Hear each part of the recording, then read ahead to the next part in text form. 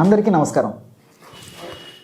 నరాల బలహీనత సమస్యకి నాణ్యమైన వైద్యం అనేటువంటి అంశాన్ని గురించి మనం తెలుసుకోబోతున్నాం. నరాల బలహీనత ఈ మధ్యకాలంలో ఎక్కువ మందిని ఇబ్బంది పెట్టి ఎక్కువ మందిని ఇక్కట్లకు గురి చేసేటువంటి అత్యంత సర్వసాధారణమైన సమస్య నరాల బలహీనత. ఈ నరాల బలహీనత సమస్య ఉన్నటువంటి వాళ్ళల్లో కాళ్ళు చేతులు లాగుతుంటాయి. అదేవిధంగా మనిషికి ఏ పని మీద ఆసక్తి ఉండదు, చేయాలనేటువంటి సంకల్పం ఉండదు, శక్తిహీనంగా ఉండిపోయేటువంటి పరిస్థితి ఏర్పడుతూ ఉంటుంది. ఎప్పుడూ నిద్రపోదాం అనేటువంటి పరిస్థితి ఏర్పడుతుంది. నీరసము, నిస్త్రాణ, అంతుబట్టని అంతుచిక్కని బలహీనత ఈ విధంగా ఉండేటువంటి పరిస్థితి ఏర్పడుతుంది. ఇంతకుముందు చెప్పినట్టు ఏ పని మీద ఆసక్తి లేకపోవడం ఇలాంటివన్నీ కూడా నరాల బలహీనత సమస్యలో కలుగుతుంటాయి అన్నమాట. ఈ నరాల బలహీనత సమస్యకు కారణాల గురించి మనం ఆలోచించినట్లయితే కొన్నిటికి స్పష్టమైన కారణాలు మనం చెప్పుకోవచ్చు. షుగర్ వ్యాధి ఉన్నప్పటికీ, అదేవిధంగా వెయిట్ ఎక్కువ ఉన్నటువంటి వాళ్ళలో కానీ, లేకపోతే కొంతమందిలో పోషకాహార లోపం ఉన్నటువంటి వాళ్ళలో కానీ, మానసిక ఒత్తిడి ఎక్కువగా ఉన్నటువంటి వాళ్ళలో కానీ, నిద్ర సరిగ్గా లేకపోయినటువంటి వాళ్ళలో కానీ, మోషన్ సరిగ్గా రానటువంటి వాళ్ళలో కానీ, జీర్ణాశయానికి సంబంధించినటువంటి గ్యాస్ట్రిక్ ట్రబుల్ సమస్యలు ఉన్నటువంటి వాళ్ళలో కానీ, అదేవిధంగా కొన్ని రకాలైనటువంటి ఈ మానసిక సమస్యలు ఉన్నటువంటి వాళ్ళు కానీ, వీళ్ళల్లో నరాల బలహీనత సమస్య కలిగేటువంటి పరిస్థితి ఏర్పడుతూ ఉంటుంది. వీటికి సంబంధించి మరి పరీక్షలు చేస్తే చాలా వరకు స్పష్టంగా మనకు కారణం తెలిసేటువంటి పరిస్థితి ఏర్పడుతూ ఉంటుంది. కానీ కొంతమందిలో ఎలాంటి స్పష్టమైన కారణం ఉండదు. అంటే వాళ్ళు పరీక్షలు చేయించుకుంటారు. పరీక్షలు చేయించుకున్నప్పటికీ అంటే స్కానింగ్ కానీ, అంటే సిటీ స్కాన్ కానీ, ఎంఆర్ఐ స్కాన్ కానీ, రక్త పరీక్షలు, తర్వాత ఎక్స్రేలు, తర్వాత మూత్ర పరీక్షలు, ఏ పరీక్ష చేయించుకున్నప్పటికీ అన్నీ నార్మల్గా ఉంటాయి. కానీ నీరసం, నిస్త్రాణ వేధిస్తూ పీడిస్తున్నటువంటి పరిస్థితి ఏర్పడుతుంది. చిన్నపిల్లల నుంచి పెద్దల వరకు మినహాయింపు కాదనమాట. మరి వీళ్ళు పడేటువంటి బాధ వర్ణాత్. వీళ్ళు దైనందిన జీవితంలో వాళ్ళు చేసేటువంటి పనులకు కూడా ఈ నరాల బలహీనత సమస్య ఇబ్బంది పెట్టేటువంటి పరిస్థితి ఏర్పడుతుంది. నరాల బలహీనత, నర్వస్ వీక్నెస్, చేతన అవ్వట్లేదు, ఓపిక ఉండట్లేదు అని చెప్పేసి చెప్తూ ఉంటారు అనమాట. ఈ యొక్క సమస్య తగ్గేందుకు వైద్యులు సూచించిన మేరకు మరి వాళ్ళ యొక్క మెడిసిన్స్ వాడుకుంటూ కూడా నేను చెప్పినటువంటి ఔషధం వాడుకోవచ్చు. ఇంతకుముందే చెప్పినట్టు ఎలాంటి స్పష్టమైన కారణం లేనటువంటి పరిస్థితుల్లో మరి వైద్యులు కూడా మంచిగా ధైర్యంగా ఉండండి, మీకు ఎలాంటి సమస్య లేదు, మంచి పోషకాహారం తీసుకోండి, చక్కటి టయానికి విశ్రాంతి తీసుకోండి అని చెప్పి సలహా ఇస్తూ ఉంటారు అనమాట.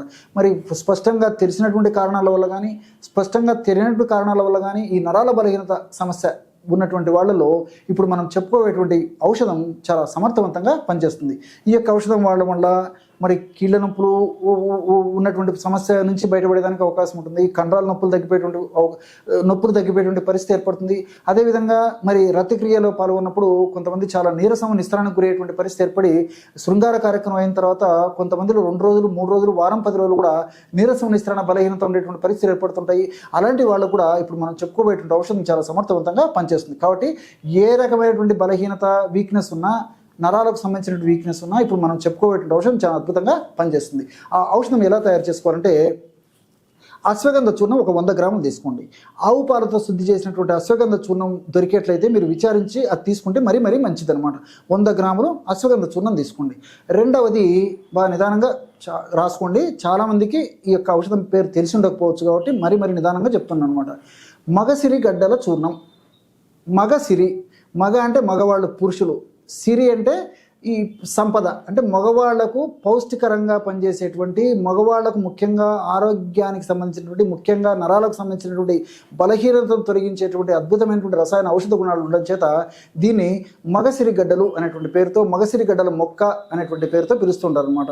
ఈ మగసిరి గడ్డలు కూడా మనకు ఎండించినటువంటి మన మార్కెట్లో దొరుకుతాయి. మగసిరి గడ్డల మొక్కలు అడవి ప్రాంతంలో విస్తారంగా పెరుగుతుంటాయి అన్నమాట. ఈ మగసిరిగడ్డలు ఎండించినటువంటివి మనం తెచ్చుకొని ఆవు పాలతో కంపల్సరిగా శుద్ధి చేయాలన్నమాట. కాబట్టి అశ్వగంధ చూర్ణం ఒకవేళ అలాగా వాడుకున్నా కొంతవరకు ఇబ్బంది ఉండదు. కానీ మొగసిరిగడ్డలను మాత్రం ఖచ్చితంగా ఆవు పాలతో శుద్ధి చేయాలన్నమాట. ఆవు పాలతో శుద్ధి చేసినటువంటి మొగసిరిగడ్డలని బాగా ఎండించేసేసి చూర్ణంలాగా తయారు చేసుకొని ఆ యొక్క చూర్ణాన్ని ఒక 50 గ్రాములు తీసుకోవాలి. దాల్చిన చెక్క చూర్ణం 10 గ్రాములు తీసుకోవాలి. లవంగాల చూర్ణం 10 గ్రాములు తీసుకోవాలి. ఈ 4 పదార్థాలు బాగా కలపడం వల్ల అద్భుతమైనటువంటి నర్వస్ వీక్నెస్ని తగ్గించేటువంటి ఔషధం రెడీ అయిపోతుంది అనమాట. ఈవెన్ షుగర్ వ్యాధిగ్రస్తులు కూడా ఈ యొక్క ఔషధాన్ని వాడుకోవచ్చు అనమాట.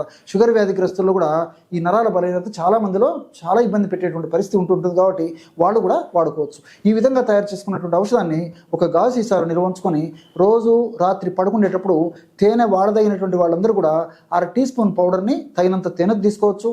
తేనె వాడకూడనటువంటి వాళ్ళు ఎవరైనా ఉన్నట్లయితే వాళ్ళు ఒక 50 ml 100 ml వాటర్ పాలల్లో కానీ లేకపోతే 50 ml లేదా 100 ml నీళ్ళలో కలిపి కానీ తీసుకోవచ్చు అన్నమాట.